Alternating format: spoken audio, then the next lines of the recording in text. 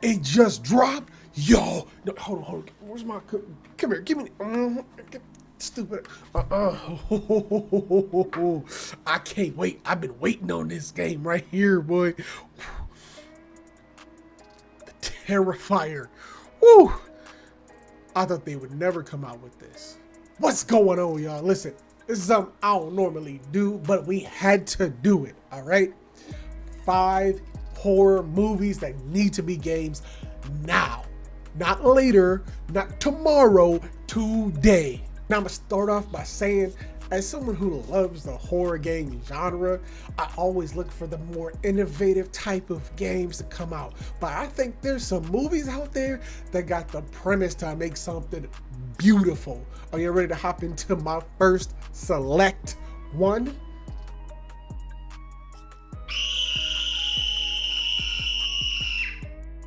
So at our number 5 spot, listen, it isn't particularly that scary of a movie, but I feel like it would be a dope horror game. We got Wrong Turn. Now listen, now y'all know how I would do it. And if we went the wrong direction, I'm just turning back around. But let's get into it, is how would that work out as a game? So, if you are familiar with the Texas Chainsaw Massacre game, then you kind of have an idea of where I'm probably going to go with this, okay? I think that the way that it's set up and the way the Wrong Turn is, that could easily be brought in together. You know what I'm saying? So you start off the game, you got your survivors, you got your people who went the wrong turn, and then you got the people who are out here trying to, X them, you know what I'm saying? Trying to fast travel them to the afterlife. And you use that same kind of premise, you know what I'm saying? Not necessarily asymmetrical, but you understand what I'm trying to say here. TCM really did do something different in comparison to Dead by Daylight and having multiple killers. And then, you have your survivors and the ways to escape and so forth. So the premise is already there, and a lot of games do that same thing. So I don't feel like it would be too far off to use it. But I will say that it would make a really interesting situation, and you can change how things work, some of the mechanics on escaping. Maybe you could even get back in your car and just drive off. This is your emergency broadcast system announcing the commencement of the annual purge. Now, I don't know why this hasn't been made a game already, to be honest with you, because there's so much about this that could easily be transported into a game. Now, here's the premise. All right, we're going to take Among Us. Listen, look me in the eyeballs right now. Look, you and me. I know. But hear me out. Among Us, and then you take Fortnite, combine that, and put the whole of the Purge behind it. So you have a multiplayer game with however many players you want to put. You could put 25, you could put 10, you could put 15, whatever you feel like your servers can handle, right? Then you have those who actually their objective is to X everybody. There are those who are just pretenders. There are those who are actually just trying to survive the night. And you put it in this sandbox area where everybody is unknown to you. Now, the survivors are meant to survive throughout the night. So you have a 10-minute timer. I don't know. You put something along that, right? And then, you find weapons, you find different things you can use, and then you have to find your way through on who is trying to kill you, who is just a poser, who is only looking to survive themselves, that their only objective is to survive themselves, and then the group of people who are supposed to keep each other alive. And you can change it in this really cool way where no matter what happens, it's always going to be random. And always having different clues to figure out who is what is who. There's this place of horror of never knowing when someone may just try to X you. You have the anticipation of being the person who gets away with living by yourself, gets away with taking care of all of the survivors. There's so many cool aspects that you can take that in. And I think the best part about it is it would be absolutely terrifying knowing that at any point in time, the person you just made friends with could do this to you.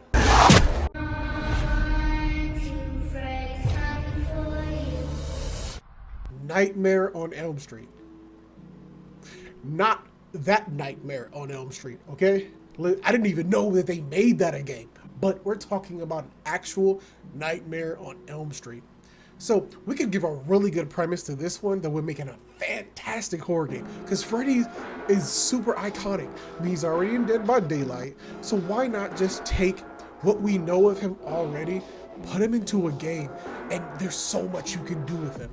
You can do it in a single player format, multiplayer format, but we've already done a couple of multiplayer, so let's try a single player. So you start off as a character who just so happens to live on Elm Street. So you're the angsty teen who's out here, drinking illegally, of course. And for whatever reason, there's this rumor of this man that's going to try to get you in your sleep. And so your whole objective is to make it through this time period, any kind of designated time period that you have to survive. And every choice matters. So let's use it in the format of The Walking Dead. Now, guys, you've seen the games, fantastic games, by the way, of The Walking Dead, where your choices will lead to consequences and decisions and places you'll go and so forth. Take that and make that into a game with Freddy, where you start off where things are just unknown, things are happening around you, you don't know why, and you're starting to learn what's going on. You start having dreams, but then because let's say you didn't do certain things, let's say you didn't drink enough coffee, and you end up falling asleep and having a nap. Now you have this time period where you have to survive being attacked by Freddy before waking up. You could do so many cool things with Freddy. You could find yourself in these type of fight or flight scenarios where you're going head to head with Freddy, trying to keep yourself alive, using weapons that you're finding in the dream world. But then so many cool things and additives you could have of 1, 2, Freddy's coming for you, showing up in all of these different random places that is actually happening in the real world, even though you're not falling asleep. I think it has so much potential. And I would love to see something like that. Make Freddy scary again. On a gathering storm comes a tall, handsome man in a dusty black coat with a red right hand. Scream. How has Scream not been made a game yet? The Ghostface is one of the most iconic horror villains of all time. Everybody knows Ghostface. You don't even have to watch scary movies to know who Ghostface is. I think the amazing thing about Ghostface is that it can completely set something different in the horror game genre that's completely unique to it, because Ghostface is just a man. So let's set the mood, all right? We could set this up as a whole story mode type horror game, okay? You start off playing as the detective while the first murder just happened, right? You get wind of the phone call of a man who's threatening this woman, and you end up finding her exed, just gone, just blood everywhere. And now you play this detective trying to figure out all the clues of who this person is. So as the story continues, you get more and more clues as to who the killer is while the murders are actually happening. Now here's the twist. You can take that and then switch from chapter to chapter to where then you start playing as the Ghostface himself.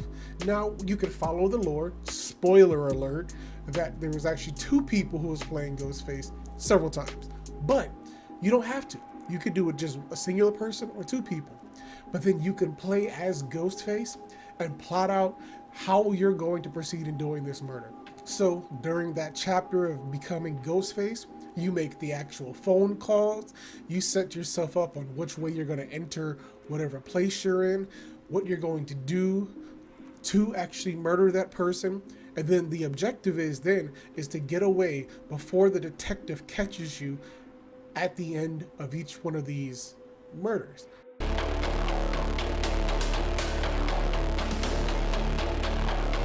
And of course, my favorite on this list and number 1 spot, Terrifier. Oh my. Art the Clown and the Terrifier series is insane.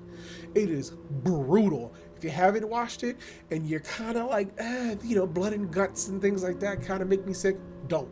But if you really want to see it, go. That being said, how could Terrifier truly make a good game? I got the perfect one for you. Once upon a time, there was a game called Until Dawn. Now, this game was crazy. Take Until Dawn, insert Terrifier, perfect.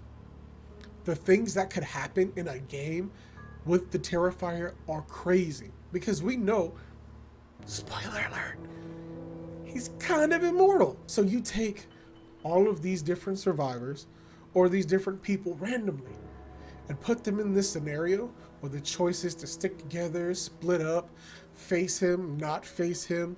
Oh my gosh, all these choices of him lingering around, how you interact with him can have this huge effect on the end game of the story. And it would be so cool to take Art the Clown and make him this subtle murderer who's just stalking around, creeping on people, weirding people out. And the choices you make, good, bad, or ugly, the things you say to him, affect your survival or your death. I think that would make one of the most iconic games to drop to date. And to be honest with you, that would be so dope. I do have one honorable mention, and that would be Annabelle. But to be honest with you, I'm just kicking that doll out. So let's be honest here, that ain't much of a game, to be real.